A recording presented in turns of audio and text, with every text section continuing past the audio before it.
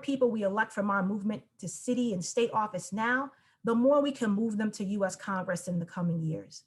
Deep canvassing is a transformational way of having anti-racist conversations grounded in empathy and story sharing that is scientifically proven to be over 100 times more effective than traditional canvassing. Let me say that to you again, 100 times more effective than traditional canvassing. And as we saw this week in the suburbs of Atlanta, violent white supremacy threatens all of our communities. And today we send our love and solidarity to the families of the 6 Asian women and other victims as a result of white supremacy and misogyny and a system that continues to perpetuate that. As well, we want to give love and light to an Asian American community who have for decades had to struggle and be subject to institutional racism and violence that has been exacerbated by Trump and his propagandists on the white nationalist right. So today we are launching our new anti-racist deep canvassing program to win real safety for our communities by using our people power to elect movement champions all at the ballot box, like India, Tiffany, and Crystal, and winning structural change to our public safety systems like the Transforming Public Safety Charter Amendment in Minneapolis. So who is with me? Are you ready to throw down the win the safety of our communities deserve? If so, take a moment, go on and drop that hell yes in the chat and text WIN to 79606 to join our deep canvas program to reimagine safety up and down the ballot, and let's win the world we deserve together. Now, I'd like to show you just what we achieved with our game-changing deep canvas program to defeat Trump in key battleground states and flip Georgia. And now I am absolutely thrilled to pass it over to a comrade, Kajay Henderson. She is the Movement Governance Director with Take Action Minnesota, who is one of the phenomenal leaders on the ground in Minneapolis, working to reimagine what safety can look like if we truly invest in our communities, starting with the fight to win an amendment to the city charter to transform public safety in Minneapolis. Take it away, Kajay. Thank you. My name is Kajay, and I'm the Movement Governance Director at Take Action Minnesota. Last summer, George Floyd was murdered 3 blocks away from my childhood home, 1 block away from the park that my little sisters still play at. As Minneapolis wrestled through trauma and grief, our neighborhoods were met with heavily militarized patrols and increased violence. But in the midst of an uprising, our communities were resistant. We came together as neighbors, unified in our demands to imagine a future without police violence. This year, during the same year that both our mayor and all 13 council seats are up for re-election, we have the opportunity to reimagine a vision for public safety in Minneapolis, a vision that would allow us to think outside of the confines of policing. The first step in achieving that will be amending our Minneapolis City Charter through ballot initiative. Take Action Minnesota is proud to be a part of Yes for Minneapolis, a community-led campaign which seeks to do the following: establish a new Department of Public Safety that would allow non-police, like social workers and mental health professionals, to be involved in keeping our community safe. Remove city charter language that would require a minimum amount of police to be employed and on the force.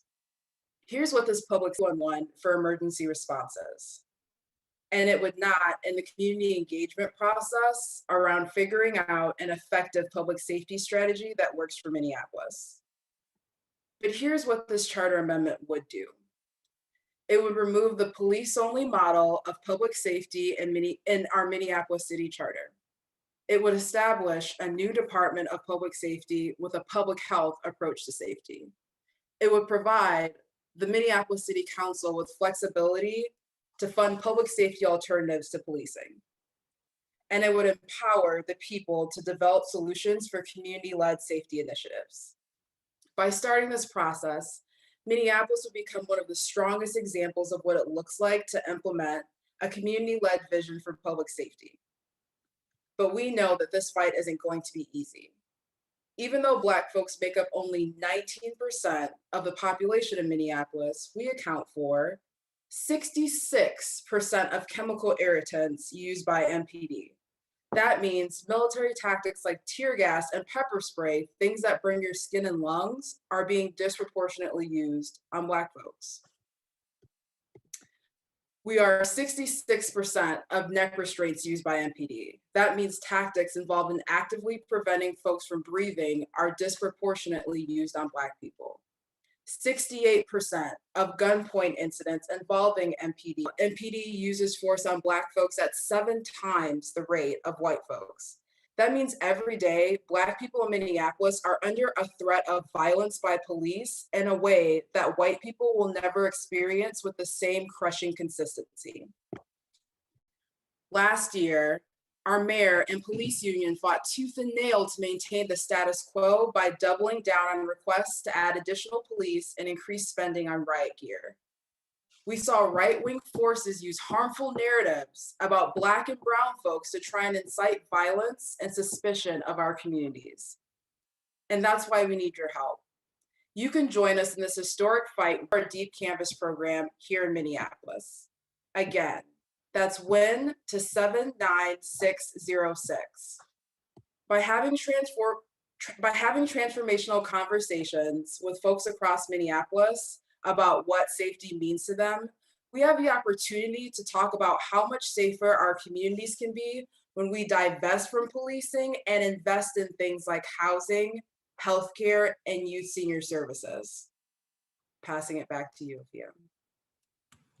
Ooh, thank you, sis, for those powerful words and for all of the work you and your comrades at Take Action Minnesota are doing. So let's not forget, text WIN to 79606 right now so we can join in that work. We can help put boots on the ground. We can move forward and support this important charter amendment to keep our community safe. Now, I'm excited to bring on another trench fighter, another freedom fighter here with us tonight, a woman who's helping to lead the struggle to reimagine safety in my hometown of New York City, Tiffany Caban, a former public defender, movement. Over to you, Tiffany. Hey, y'all, appreciate being here with you. You know, there are a handful of principles, or more accurately, truths that inform the work that I do with my community, and I want to focus on 2 of them. The police do not keep us safe, and hurt people hurt people. I'm a queer Latina who was raised in an over-policed and under-resourced community, and it was my personal experiences with exposure to violence, to substance use, to mental health issues and economic insecurity, and our government's response to those things that led me to my work as a public defender. Because when the people on my block needed help, we didn't get any. And then eventually what the government did was they sent cops. But in other whiter, wealthier communities, they got access to resources and support. And I was acutely aware of the fact that the only thing that separated me from my clients on any given day was the fact that my dad got a union gig and I had access to certain resources and supports. And like many of my neighbors, what I was up against was generational trauma. Acutely aware that this idea we're sold about good people and bad people, and we just need to find and lock up the bad people, was bullshit. It was just about people and access to resources and supports and opportunities to heal. My grandfather's a perfect example of that. He was both a physically and emotionally abusive husband and father, and also the most caring, patient, kind grandfather. I loved him. And he was a literal lifeline for me as a child. And so what our systems didn't account for or take responsibility for was that he was also a combat vet with PTSD who self-medicated, and where were our systems to support him so that he could support his family? And where were the opportunities to interrupt unhealthy dynamics and have reparative experiences? And so my work has been about pursuing dignity, liberation, and safety for all of our people who have been left on the margins, Black and brown folks, queer and TGNC folks, our disability community. And it's been about redefining and reimagining public safety, completely divorcing policing from public safety and leaning into another truth, that public health is public safety. It's housing, it's healthcare, it's education. And I've tried to do that through constantly and consistently locating myself within our collective movement and asking whether I'm putting myself in a position to maximize impact and to maximize service, right? So now I'm running to represent City Council in District 22 because that's where that work is. It includes several neighborhoods in Queens, but it also includes Rikers Island. And for the folks who don't know that, it's our jail. It's one of the most notorious jails in the country, and can only be described as responsible for human rights abuses every single day. And there's this bridge that leads to the island, and I've crossed that bridge a lot as a public defender. It's the largest mental health provider in our state. Like every other jail and prison in our country, it's our cruel answer to poverty, substance use, and homelessness. And in my backyard, it's a living monument to the ways our city has failed the people who live here. It's a manifestation of what austerity gets us, because it's the inevitable outcome when you starve Black, brown, and low-income communities of resources and then throw police at every problem. And it's time to end it. And so how do we do that?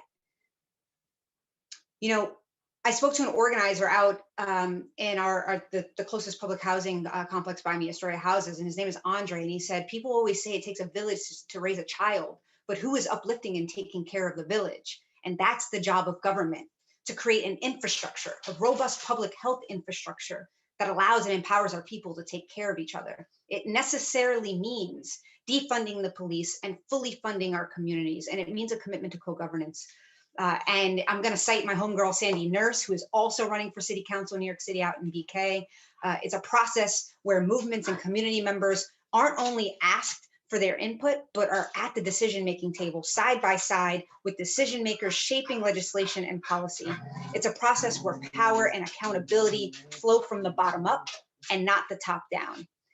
It means allowing the people closest to the problems to drive the solutions.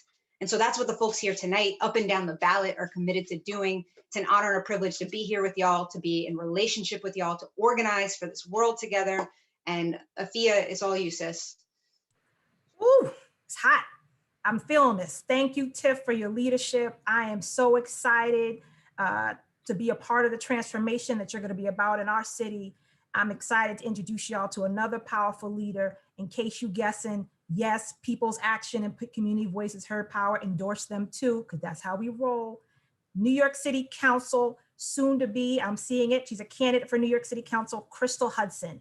Crystal has been on the front lines of reimagining safety and the role of community care in our politics. She embodies exactly what we mean by our movement politics, because Crystal is from the movement and will govern with the movement when we elect her to City Council.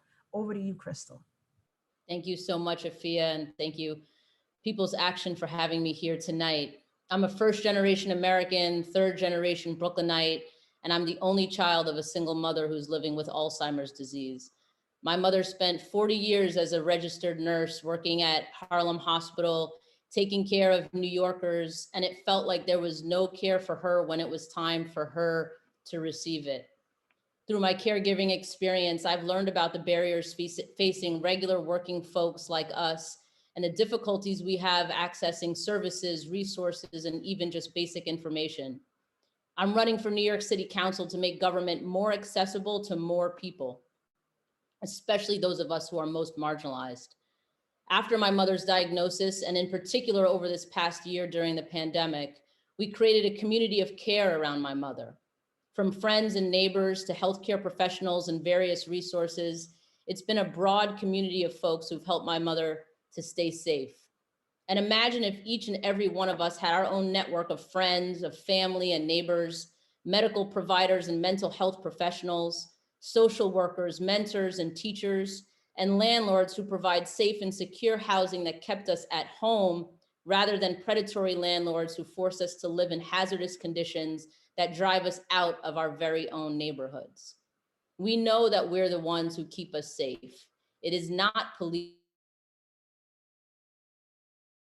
out for one another and real access to resources and services. We know that fully resourced schools and a quality education keeps us safe. Access to comprehensive healthcare keeps us safe.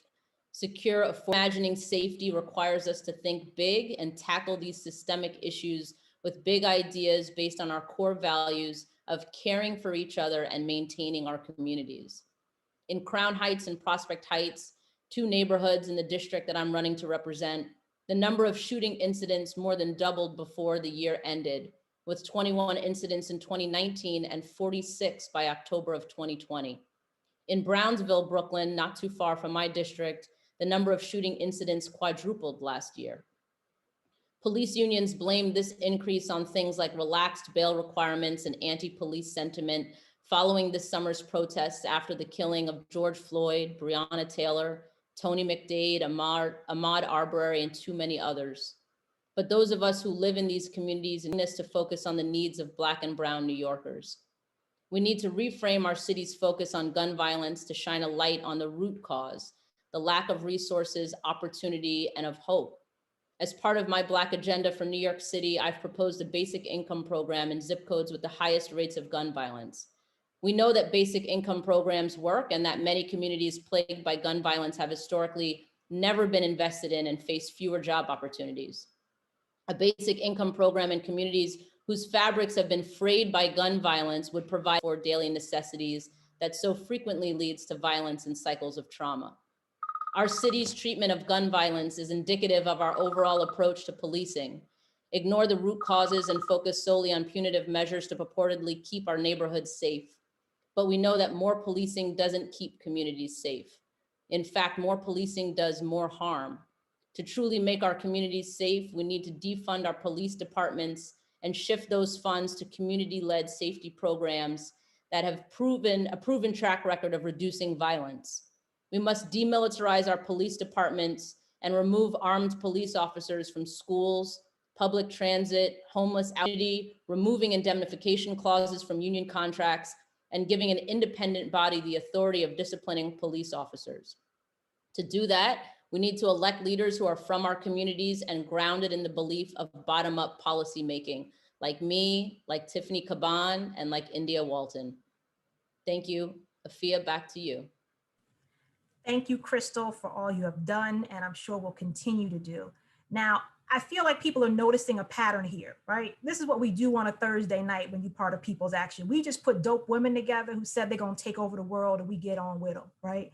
And we're going to continue that going tonight. I am super excited for you to hear from our next candidate. Her name is India Walton, proudly People's Action endorsed candidate for mayor of Buffalo. And India epitomizes everything we mean when we talk about what our elected leaders should be. She has been on the front lines with her community in Buffalo for years, fighting for real safety in the forms of criminal justice reform, affordable housing, healthcare, and more. Everything she does and will do as mayor of Buffalo is grounded in her lived experiences and deep love for her community. And with that, I am exceedingly excited for y'all to hear from our future mayor of Buffalo, India Walton. Thank you so much for that wonderful introduction, Afia. My name is India Walton. I'm from Buffalo, New York. I'm a mother, I'm a registered nurse, a community organizer, and advocate. As a nurse, I'm well aware that quality, safe, affordable housing is the foundation of health, especially during a global pandemic. As the mother of 4 Black boys, well, 3 of them are technically men, but that's debatable. I know how demographic shifts in neighborhoods can cause an increase in policing. I'm a Homes Guarantee candidate because I believe that all people deserve safe, affordable, healthy housing. I believe in co-governance and democratic decision-making, skills I refined as a founding member and then executive director of the first successful community land trust in the city of Buffalo, where I worked with everyday folks to plan and affordable housing. The first units are almost complete and families will be. An organizer has proven to me that while some people believe power can be bought by developers and corporations who extract resources from our communities to further enrich themselves, true power comes from the people.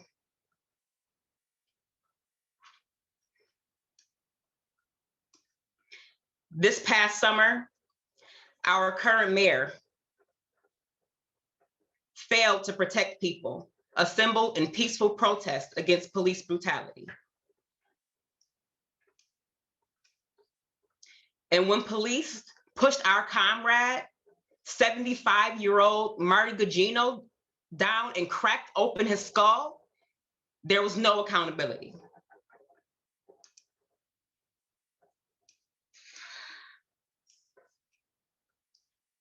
Excuse me. no one was held accountable. Our current mayor failed to protect 60-year-old Willie Henley, who was shot by Buffalo police in the midst of a mental health crisis. These moments have turned into a movement. After Willie Henley was shot, again, no one was held accountable.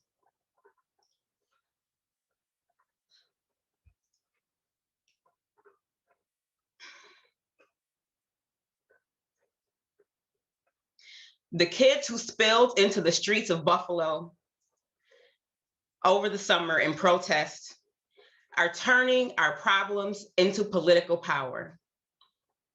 The upholding of racism, it's also by people who vote on the same lines and run on the same lines as us. In Buffalo, in New York City, and in Minneapolis, we are building infrastructure to fight for our collective liberation. I am running to be mayor of Buffalo so we can finally work together to create a city that works for us all. Together, we can reimagine community safety.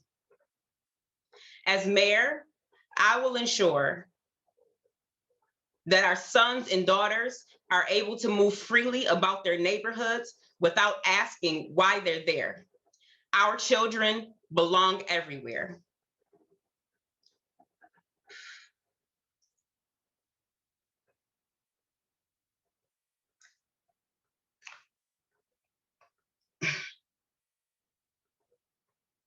I think that's all I have. Back to you, Wafia. Thank you so much. Now, listen, you guys were able to hear from our dynamic candidates, and I want to make sure we have some space to open it up a bit, right? Open up for our town hall with our three phenomenal candidates. First up, we have Camille Johnson, a leader on the People's Action National Deep Canvas Call Team, who has a question for Crystal Hudson. Camille? Thank you, Afia. Yeah, like Afia said, my name is Camille Johnson, and I actually just moved from Brooklyn, right near Crystal's. I'm hearing on this call and seeing all in the chat that we are all aligned on your vision of safety that you were describing earlier. And so I'm curious, just what do you think is holding us back, or who do you think is holding us back from achieving the safety that our communities deserve right now? I think, first, we know we've never seen a deep and sustainable investment in our communities, in healthcare, jobs, housing, education, and particularly for Black communities. We also need to build the biggest tent possible. I think we've all heard about, some folks in our community, elders, who are not always in full agreement that our strategies make sense. They came up in an era where tough on crime was everyone's mantra, and we haven't gotten to shake that off. We have to keep going back to build an intergenerational movement around safety. We have to imagine yet exist. And so it's hard to get everybody to envision that future, but it is possible and it is necessary. Thank you for that question and for the powerful response, Crystal. I'd like to make sure we get another person in here for a question. I'm going to pass the mic to Lauren Turner, a member leader with Our City Action in the mighty Buffalo, who has a question for India. Lauren? As you know, being a resident of Buffalo, the past year has shown through impacts of the pandemic, police brutality, and housing insecurity that we need to take ownership on the public safety of our city. How will you enact co-governance with the tenants of Buffalo? Thank you for that question, Lauren. And I get really emotional, right? I was born and raised in Buffalo.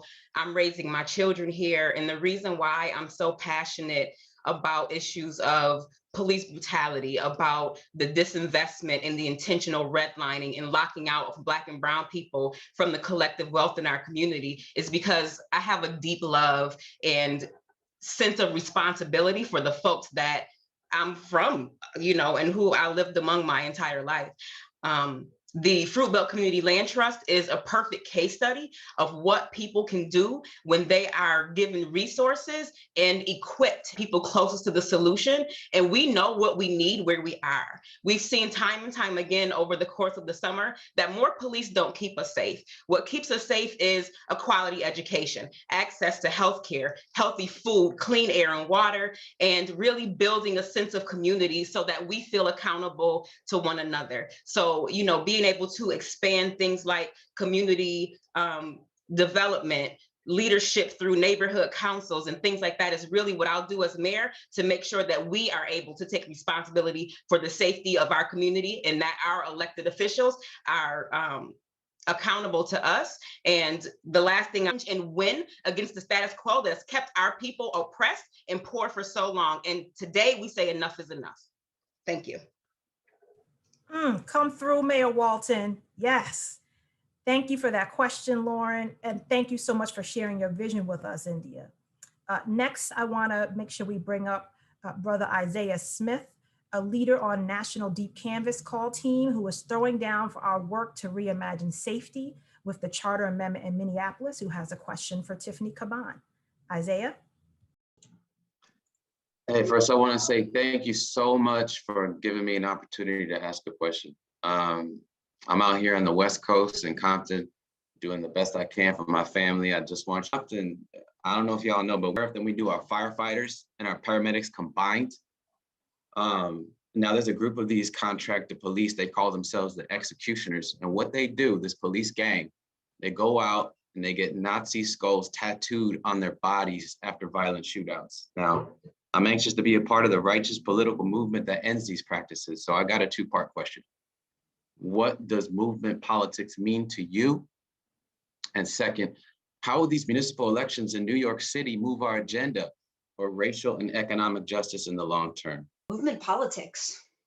It means decentering yourself and centering your movement family in your work. It means recognizing that this is all part of an ecosystem, right? That electoral work, electoral politics, and changing dominant institutions like our governments is just one strategy amongst many that includes mass protests, that includes mutual aid, that includes personal transformation, and all of those things being in relationship so that we can rock that inside-outside game, right?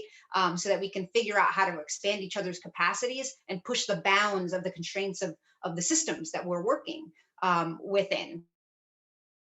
Governments is a really powerful one for moving closer to racial and economic justice long term.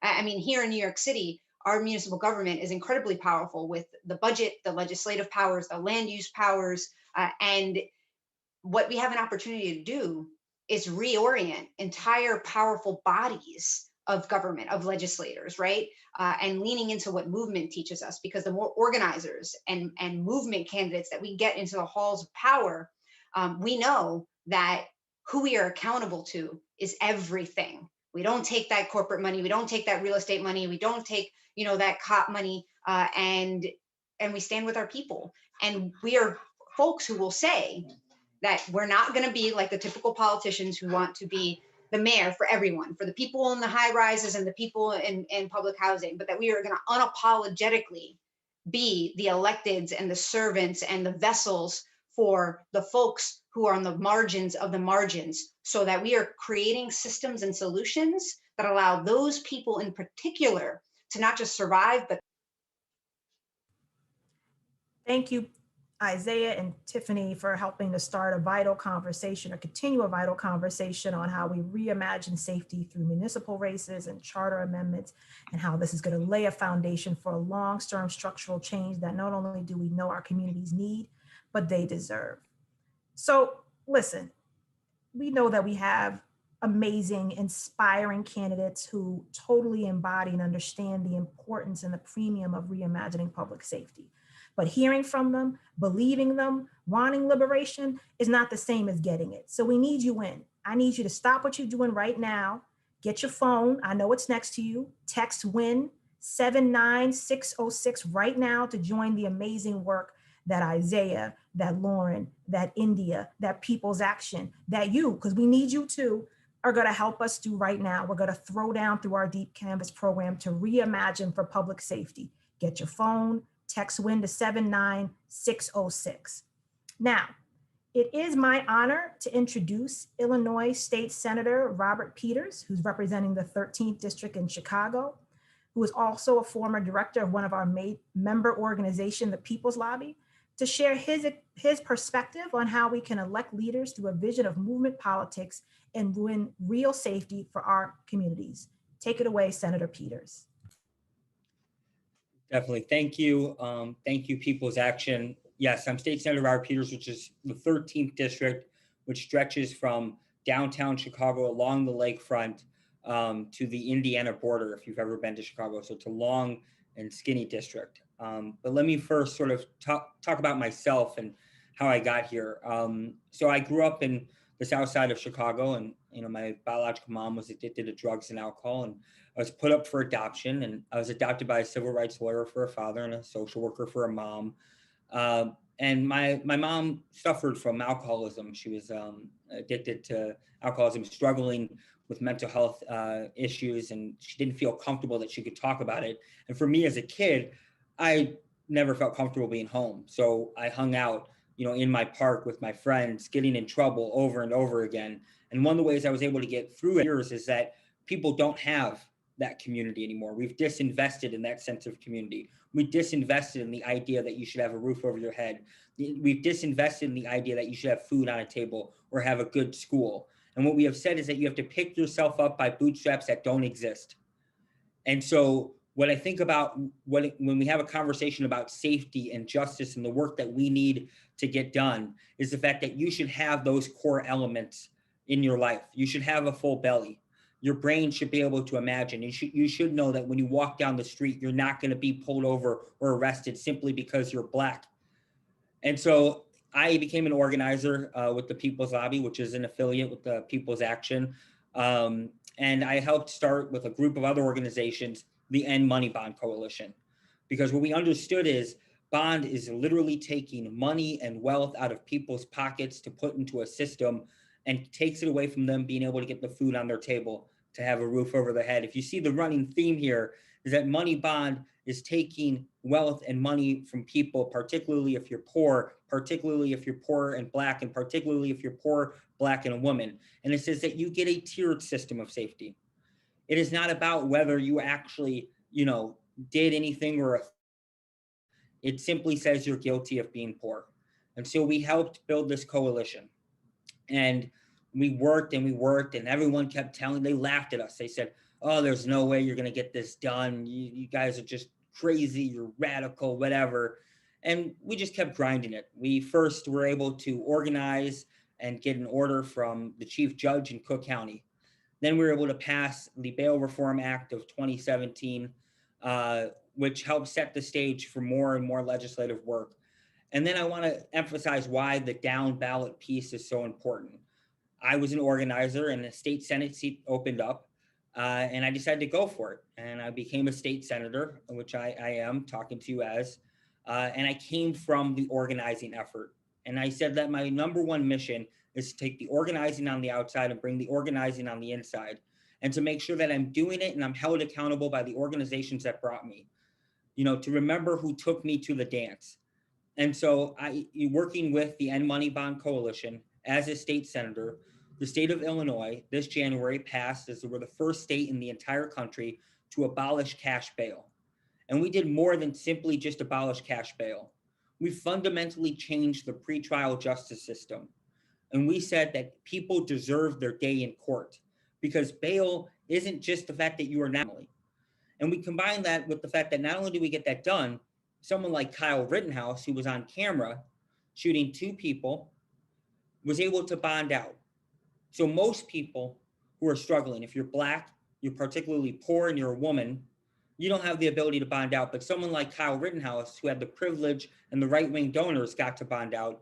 And we see a highlight of a failed system that is not rooted in actually our safety. It's rooted in systemic racism, patriarchy, classism.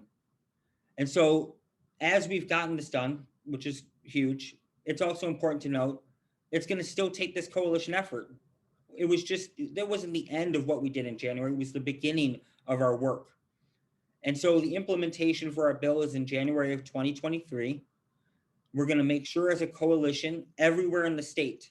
In Illinois, it's often pitted. It's Chicago versus downstate. Well, we toured the state, whether it was Peoria, Urbana-Champaign, where the University of Illinois is. We've toured the state and said, this impacts everybody in Illinois. And what we know is that the whole country is trying to see how it goes, but they want to see Illinois fail. They want to do to Illinois what they did in New York or what they did in California. And what we want to say is that we need to bring this back in New York. We need to bring this back to California. We need this in every state. And the only way we're going to do it is if we elect people from our movement who are down ballot and held accountable by us. I should not curse. I was about to curse. We're on live.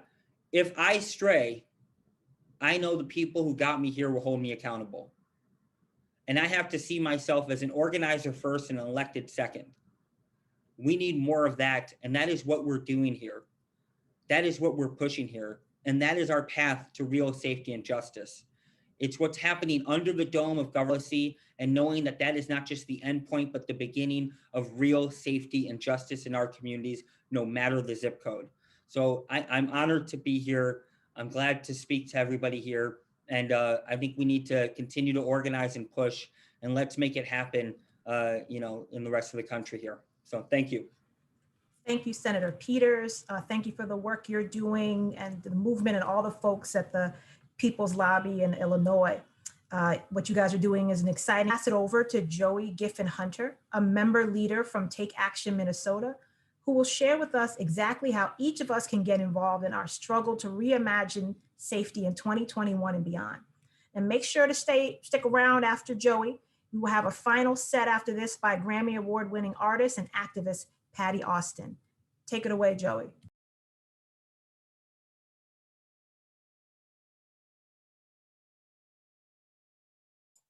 Hi, my name is Joey Giffen-Hunter, and I live in Northeast Minneapolis, the Minneapolis Police, with an Office of Public Safety. So before joining Take Action back into the summer of 2016, I just turned 50 and had begun to deeply on the words Black Lives Matter.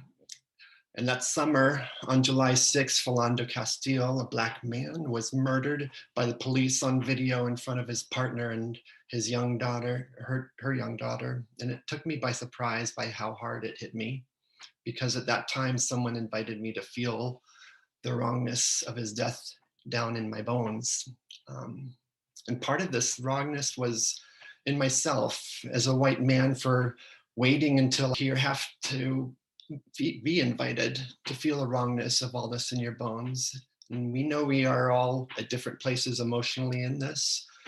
You may be thinking, some of you may be thinking joining this campaign is something you might want to do or thinking you should do.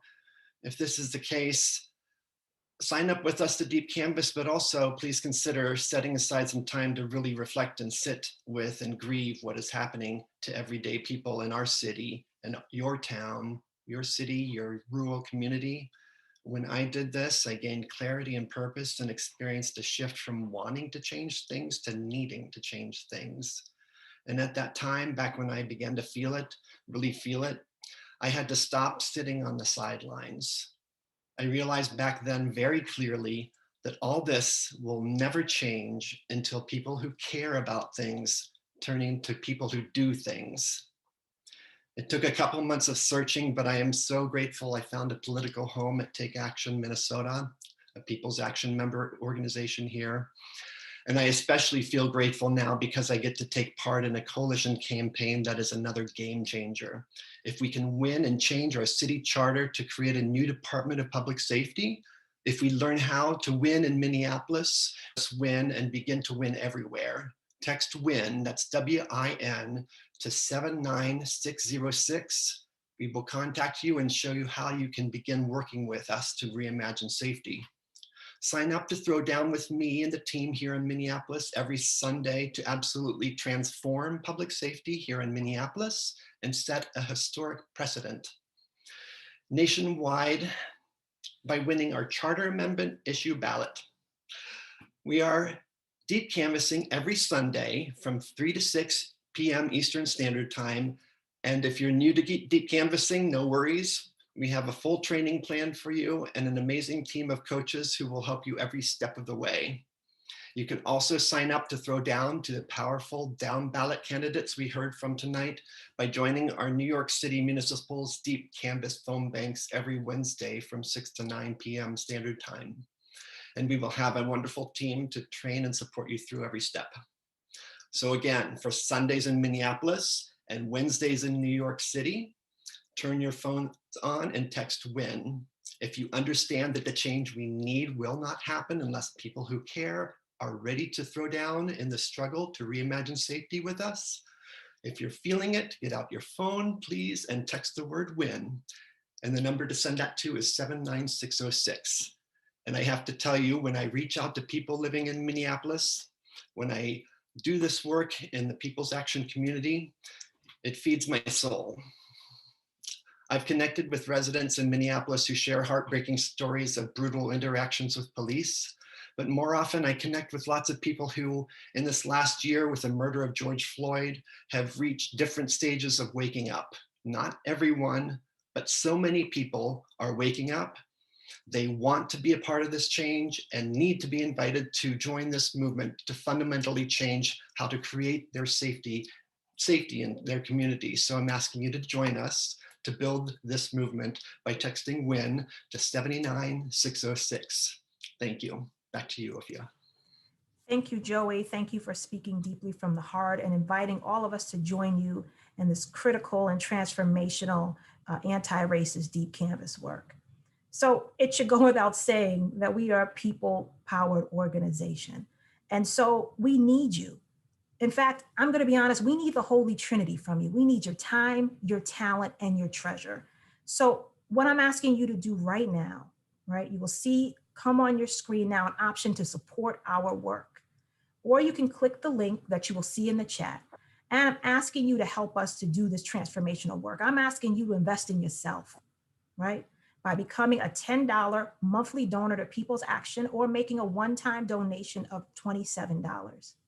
Liberation requires all of this from us, right? We have to put in, we have to work for it, we have to love it, we have to believe in it, but we also have to fund it.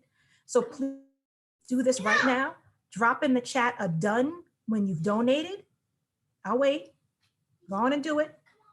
All right, now drop in the chat done when you've donated as we build both organized people and organized money to win this fight. And to close us out, I am thrilled to pass it to Patti Austin, Grammy Award-winning jazz artist and iconic activist who is joining us in this deep canvas movement tonight. Take it away, Patti. Please, whatever you're doing, stop doing it and realize something. If we don't unite our forces right this very minute, we are going to lose our democracy on every level imaginable. During this really difficult time when we've all kind of been sent to our room by Mother Nature, I've decided to take that time and contemplate what's going on around me. And I feel that inactivity now is contributing to whatever is wrong. If you're inactive, if you're apathetic, if you don't have the energy to fix what's happening now, it's not going to get fixed. Last year, I picked a horrible year to turn 70, and everyone proclaimed me a senior citizen. Well, I was very cranky about it for a minute or two, and it knocked me off my feet. And I said, but wait, when I was young, I was out there with a picket sign. I was out there trying to make a change, but your age can't have anything to do with it. This all has to do with passion, your heart, your soul. And that thing that we keep calling the American dream is over. it's time to wake up and make a difference and make a change and try just a little bit. The next time you see somebody suffering because of their situation, just try to imagine walking in their moccasins, just a little bit. You'll find out that they might not be that comfortable. And if they're not that comfortable in your imagination, imagine what it's like for that person. But also imagine at the same time what incredible things you can do. If you remember back, if you're my age, to when you were on your feet and vibrant and kicking it. Maybe your feet don't move anymore. Does your mind move? Do you have ideas? Do you have methods that we can use to make this country work? I just have to say this. I travel all over the world because of a wonderful thing called music. All over. South America, Africa, every continent, Asia, Europe, all over the world. And this is happening everywhere. The deterioration of our society. But it doesn't have to. And the thing that I know is that the people that I meet all over the world are absolutely incredible. And whenever anything gets done at a very high level, it always starts from the bottom up. The bottom up. So if you're good peasant stock like me, and you want to wake up and you want to get stuff done, this is the organization to unite your forces with. Because they have a template for a way to make this work. If we follow this and we follow this in unity, not only are we going to make a change in people's minds, but we're going to be able to make a change in people's hearts just by talking to them. Now, some people call me a singer. I got a Grammy once, so I'm going to try to show off a little bit of what I got left. There's a song that's always inspired me to go a little bit higher. It is so ever loving simple. And I've been doing a few of these kinds of events, and I try to use this song to inspire folks. So if you know it, sing along. If you don't, you'll learn it by the time I get to the end of it. And I want you to sing it every morning you get up because it'll motivate you. And it goes like this. This little light of mine, I'm gonna let it shine. Don't you know that? This little light of mine, I'm gonna let it shine. I'm telling you, this little light of mine, I'm gonna let it shine. Let it shine, let it shine, let it shine. Oh, ho, ho, ho, you know that this little light of mine, I'm gonna let it shine. You know that this little light of mine, I'm gonna let it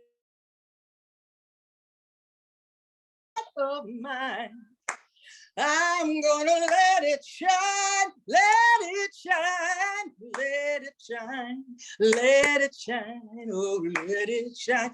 You know that everywhere I go, I'm gonna let it shine. You know that everywhere I go, I'm gonna let it shine. You know that everywhere I go, everywhere I go and everywhere you go, you gotta let it shine, let it shine, let it shine. Let your light shine. Let it shine. Mwah! Get up, get going. Come on. I'm leaving right now. I'm getting started. I'm knocking on a neighbor's door. Wish me luck.